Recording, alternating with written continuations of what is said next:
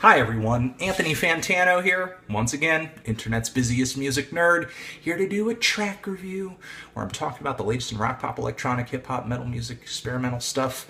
And here, we're going to be doing a little talky talk on the new Aphex Twin track single, Minipops 67, 120.2 source field mix. Aphex Twin, aka electronic music producer, electronic music titan, English electronic music titan, Richard D. James. He hasn't come out with a full-length record, an official full-length record of new material in like 13 years. And now, all of a sudden, he's going to be dropping a new record on Warp Records. It's titled SYRO. It's dropping on September 22nd, I believe, and this is the first real taste the public is getting of this record.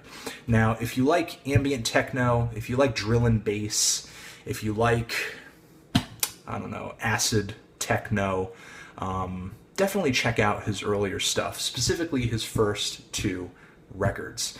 I'm a little more of a fan of the stuff that he did after that, but this record, this song, this new track, to me, is more in vein with some of that earlier stuff. It's very relaxed, it's very cold, it's very calculated. It has a kind of scattered set of rhythms, a very scattered rhythm pattern, but the groove of this rhythm pattern is very smooth, very easily digestible.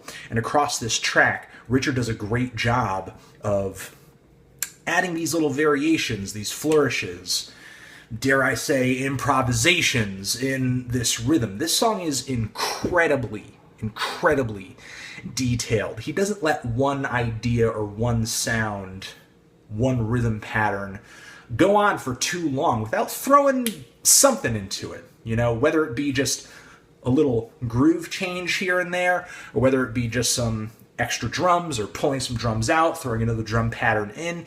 He's constantly building the song up and then suddenly stripping it away, and then as soon as he creates this vacuum of silence, he's throwing some newer sounds in to progress the track. It's super subtle. You can jump from one part of the song to another and hear that they have distinctly different things going on, but if you just coast through the entire track, there's never like that one single moment where just, you know, there's like this massive boom and everything changes all of a sudden. It's something you've got to eat up and just very slowly appreciate with repeated listens. Now, the synth work, you know, the rhythms I talked about, the synth work on this track feels like typical Aphex Twin. The synths on here are kind of vast, they're explorative, there's a little reverb on some of them, they're very slow moving, they're eerie, did I say introspective? Introspective. And they feature a bunch of different changes across the line of the track too. There are some slow moving swells and some stabs that are much more punctuated, and these come in a number of different timbres and flavors across the length of the track. And there are also some vocals on this song too, which are also seeming to change color and change flavor across the track. Some of them feel like very softly sung background vocals. On the first third of the song, there are like some distorted vocals kind of just, you know, thrown underneath a lot of the synths and the drums. In the last third, the vocals come forward and feel just like a little more pronounced, a little clearer, a little drier in terms of recording. It's just like a raw ooh, but it feels kind of like melodically out of sync with everything else, kind of like it's a little dissonant, it's a little weird, it's a little sour. It adds a little bit of, I guess, some subversive freakishness to the instrumentation, which up until that point, you know, sounded very concise and well put together, and then all of a sudden this human voice comes in and kind of, you know, screws everything up. It's interesting that all the electronic elements seem so clean and seem so, I guess, primped and shiny and new, and these vocals come in and they're very inadequate, they're very inefficient, they're not nearly as concise or clean as any of the electronics or the percussion on the track. And yeah, you know, just some observations about how certain sounds are treated in comparison with other sounds, or at least how I feel they're being treated or being contextualized.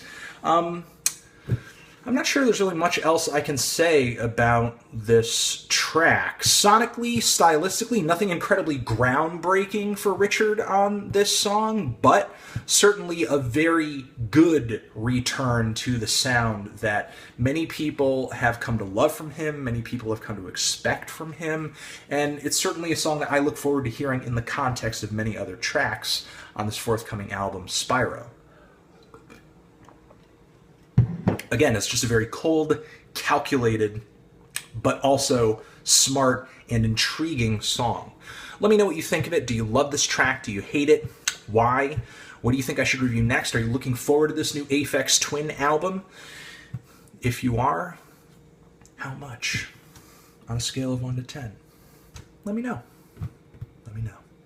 Anthony Fantano, Aphex Twin, Minipops, forever.